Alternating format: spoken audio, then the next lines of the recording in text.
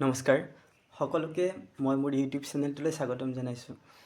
আজি আছাম হিষ্ট্ৰীৰ বৰ্মন ডাইনেষ্টিৰ কেইটামান অতি গুৰুত্বপূৰ্ণ প্ৰশ্ন লৈ আপোনালোকৰ মাজলৈ আহিছোঁ। আশা কৰিছোঁ আপোনালোক সকলোৱে প্ৰশ্নকেইটা ভাল পাব। এতিয়া কুৱেশ্যন নম্বৰ 1লৈ আগবাঢ়িছোঁ। কুৱেশ্যন নম্বৰ 1ত দিয়া আছে which is the earliest historical dynasty of Assam, অৰ্থাৎ অসমৰ সবাতোতকৈ প্ৰাচীন ঐতিহাসিক ৰাজবংশ কোনটো আছিল সুধিছে। ইয়াত অপশ্যন এ দিয়া আছে Pala dynasty, B Ahom dynasty, C Varman dynasty আৰু ডি কোচ ডাইনেষ্টি। আৰু ইয়াৰে কাৰেক্ট এনচাৰটো হৈছে option C Varman dynasty.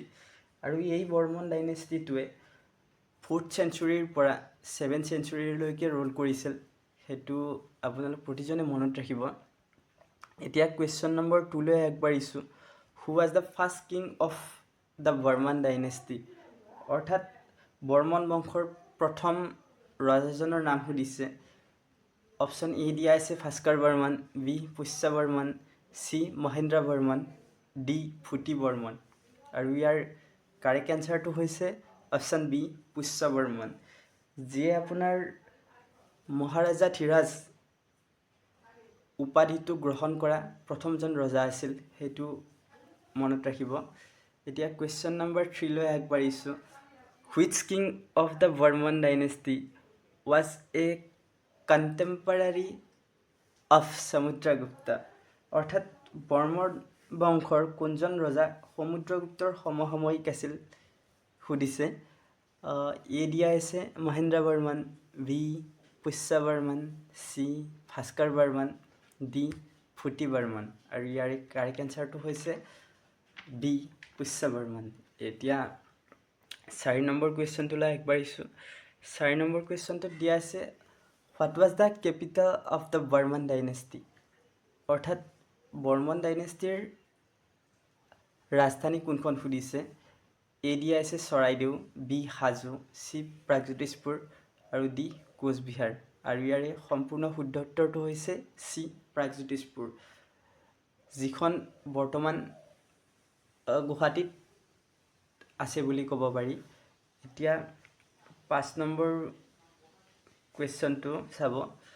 Who was the first Varman king from Assam to perform অশ্বমেধ যজ্ঞ।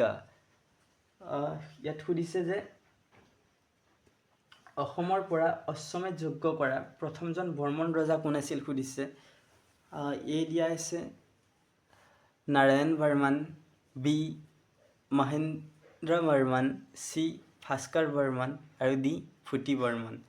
আৰু ইয়াৰে কাৰেক্ট এনচাৰটো হৈছে বি মহেন্দ্ৰ বৰ্মন। এতিয়া 6 নম্বৰ কুৱেশ্যনটোলৈ আগবাঢ়িছোঁ। 6 নম্বৰ কুৱেশ্যনত which of the following Varman ruler was known as Shri Mriganka, অৰ্থাৎ তলৰ কোনজন বৰ্মন শাসকক শ্ৰী মৃগংক নামেৰে জনাজাত আছিল সুধিছে।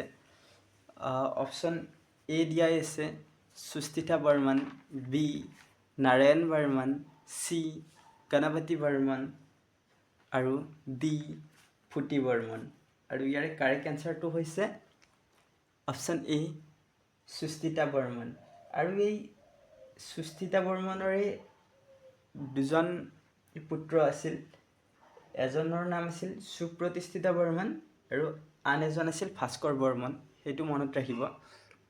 এতিয়া 7 নম্বৰ কুৱেশ্যনটোলৈ আগবাঢ়িছোঁ। Who issued the Nidhanpur copper plate inscription, অৰ্থাৎ নিধানপুৰ কপাৰ প্লেটৰ শিলালিপি কোনে জাৰি কৰিছিল সুধিছে। A Pushya Varman, B Bhaskar Varman, C Bhuti Varman, D Susthita Varman. আৰু ইয়াৰে কাৰেক্ট এনচাৰটো হ'ল option B Bhaskar Varman. 8 number কুৱেশ্যনটোলৈ আগবাঢ়িছোঁ। Which book was written by Hiuen Tsang that mention Kamarupa, অৰ্থাৎ হিউৱেন চাঙে কোনখন কিতাপ লিখিছিল য'ত কামৰূপৰ কথা উল্লেখ আছে সুধিছে। ইয়াত অপশ্যন এ দিয়া আছে ইউ চি কি, বি ইউ কি চি, চি চি ইউ কি এণ্ড ডি কি ইউ চি। আৰু ইয়াৰে কাৰেক্ট এনচাৰটো হৈছে অপশ্যন চি CUK আৰু এই CUKৰ মতে কামৰূপৰ যিটো পেৰামিটাৰ আছিলে ইট ৱাজ 1700 মাইল আৰু তেওঁ কৈছিলে the land is law' but rich and regularly cultivated আৰু তেওঁ অসমৰ মানুহখিনিক এই বুলি কৈছিলে যে the people R simple and honest গতিকে এইখিনি মনত ৰাখিব এতিয়া 9 নম্বৰ কুৱেশ্যনটোলৈ আগবাঢ়িছোঁ কুমাৰ ভাস্কৰ বৰ্মন ৱাজ ৱৰ্ডশ্বিপাৰ অফ অৰ্থাৎ কুমাৰ ভাস্কৰ বৰ্মনৰ উপাসক কোন আছিল সুধিছে অপশ্যন এ দিয়া আছে লৰ্ড শিৱা বি দিয়া আছে lord Durga C lord Krishna and D lord Kali আৰু ইয়াৰ কাৰেক্ট এনচাৰটো হৈছে অপশ্যন এ লৰ্ড শিৱা এতিয়া একেবাৰে শেষৰ কুৱেশ্যনটোলৈ আগবাঢ়িছোঁ 10 নম্বৰ কুৱেশ্যনটোত দিয়া আছে আপোনাৰ